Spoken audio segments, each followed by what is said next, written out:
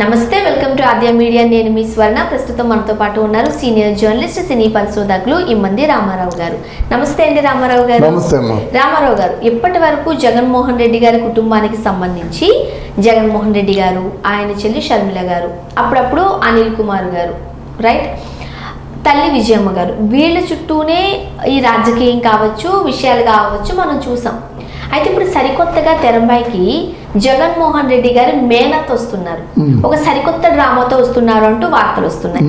అసలు జగన్మోహన్ రెడ్డి గారి మేనత్ ఎవరు, ఏం జరిగింది?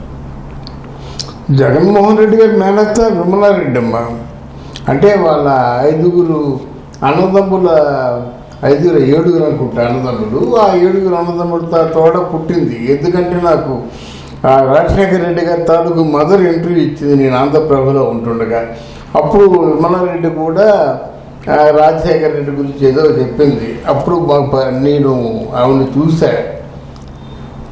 ఇక్కడ ఏమైందంటే రంగంలోకి విమలారెడ్డిని కొత్తగా దించారు. ఎవరు దించారు? దించవలసిన దించుతారు, ఎవరికి అవసరం వాళ్ళు దించుతారు అన్నమాట. వీళ్ళ ఉద్దేశం ఏంటంటే అటు తిరిగి ఇటు తిరిగి అవినాష్ రెడ్డి నేరం చేయలేదు, ఈ నేరం కేవలం వివేకానంద రెడ్డిని అంటే తన తండ్రిని సునీతే చంపేసింది, సునీతే చంపించేసి నాటకాలు ఆడుతుంది అన్నది నిరూపించాడు. ఎంత ఘోరమో చూడండి. సునీత చంపిన తర్వాత ఢిల్లీలో ఒంటరి పక్షిలాగా, లేకపోతే హైదరాబాద్లో కోర్టుకి వాళ్ళు కనికరించకపోయినా అలాగా తిరిగి ఎండలోనూ వాళ్ళలోనూ పడిగాపులు కాయవలసిన అవసరం సునీతకి లేదు కదా, ఒక డాక్టర్గా ఉంటుండగా. ఇప్పుడు విమలారెడ్డి ఎవరు? మేనత్త మాత్రమే కాదు, ఆవిడ కూడా చాలా ప్రీచర్ అన్నమాట. ఆ ప్రభువు గురించి చెప్పడంలో చాలా బాగా చెప్తుందని పేరుంది. ఆవిడ చెప్పినటువంటి విషయాలు అంటే వాళ్ళ ఇంట్లోకి వెళ్ళి ఇంటర్వ్యూ తీసుకున్నప్పుడు రాజశేఖర రెడ్డి గారు ఎంత పని ఉన్నప్పుడు కూడా, ఎంత స్ట్రెస్లో ఉన్నప్పుడు కూడా, ఇక్కడే బంజారా హిల్స్ అప్పిస్తాం కదా, లెఫ్ట్ హ్యాండ్ సైడ్ వాళ్ళ ఇల్లు ఉంటుందన్నమాట. రాజశేఖర రెడ్డి గారు ఎంత స్ట్రెస్లో ఉన్నప్పుడు కూడా చెల్లి దగ్గరికి వచ్చి ఒక 5 నిమిషాలు 10 నిమిషాలు ఆ దేవుని వాక్యం విని వెళ్ళేవారట.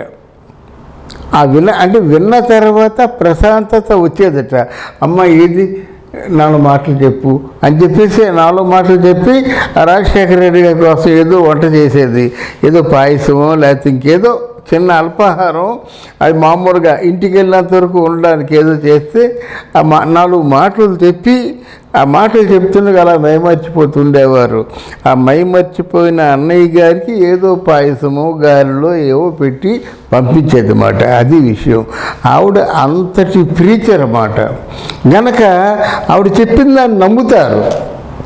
ఇక్కడ వాళ్ళు వేసిన ప్లాన్ ఏమిటంటే అంత నమ్మకస్తులు వాళ్ళు చేత చెప్పించినప్పుడు ఇది నిజమై ఉంటుంది అని ప్రజల్ని కూడా నమ్మించడానికి వేసినటువంటి ఎత్తుగడ ఇది.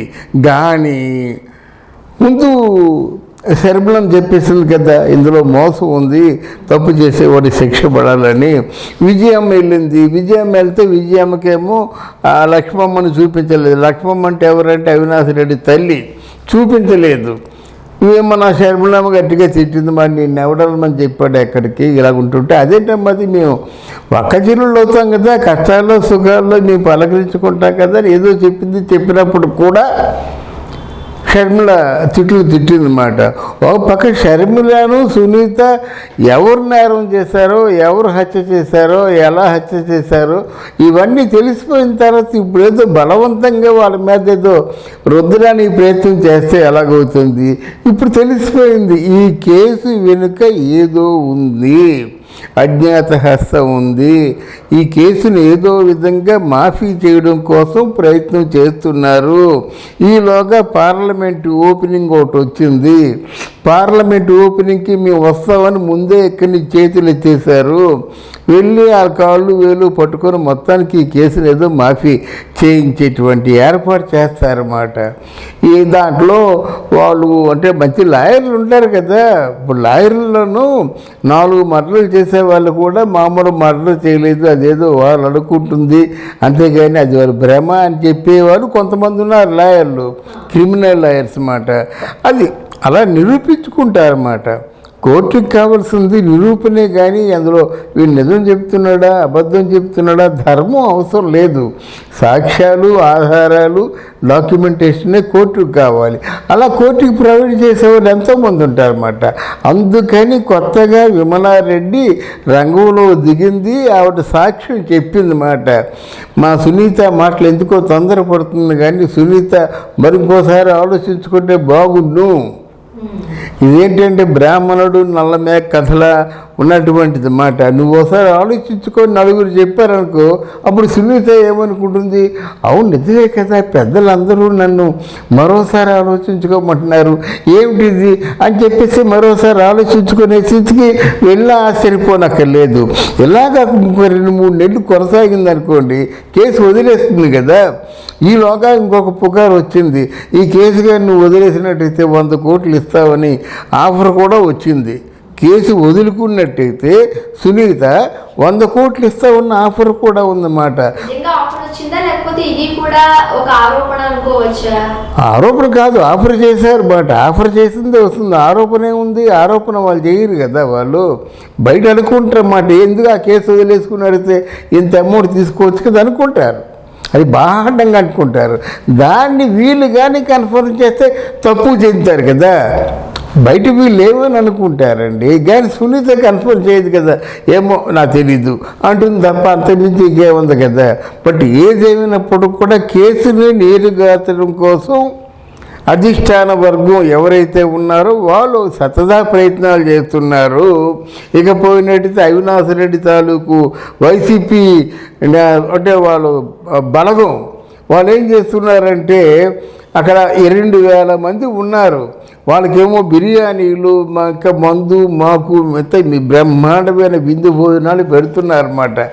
ఇట్లాంటి వాతావరణం ఏర్పడినట్టయితే రేపొద్దున న్యాయం జరగమంటే ఎలా జరుగుతుందమ్మా, చూద్దాం.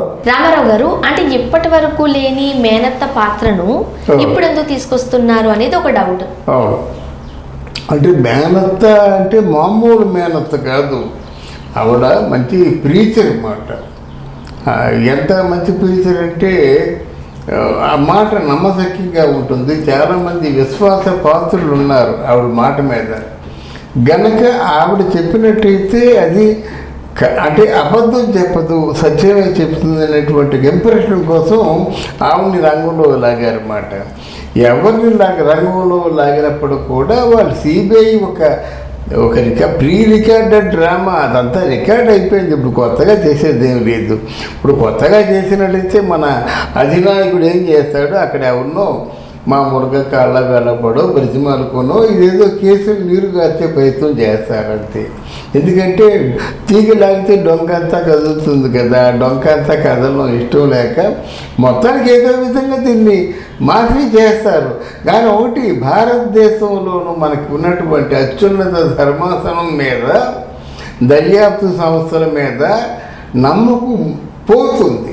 అది అటువంటి ప్రమాదం ఫ్యూచర్లో ఉంటుందన్నమాట.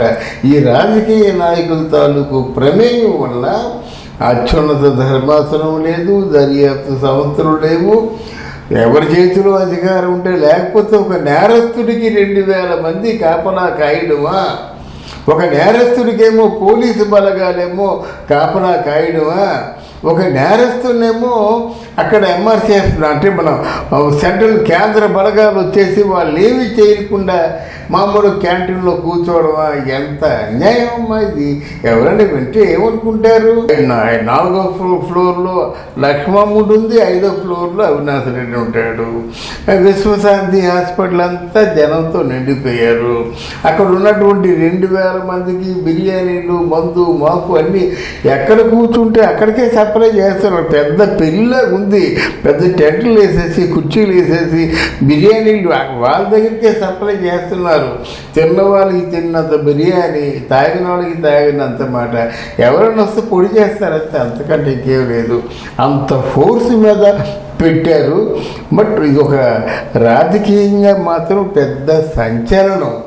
అయితే ఎంతవరకు ఏదో గడియో క్షణమో ఎప్పుడో ఒకసారి అవినాష్ రెడ్డి అరెస్ట్ అవుతాడు అనుకునేటువంటి, ఇంకా చట్టం మీద, ఇంకా సిబిఐ మీద, ఇంకా దర్యాప్తు సంస్థల మీద నమ్మకం ఉన్న వాళ్ళకి వాళ్ళ నమ్మకం నీరు గారిపోయే ప్రమాదం దగ్గరికి వచ్చేసింది. Thank you so much. Thank you అమ్మా, థ్యాంక్ యూ వెరీ మచ్.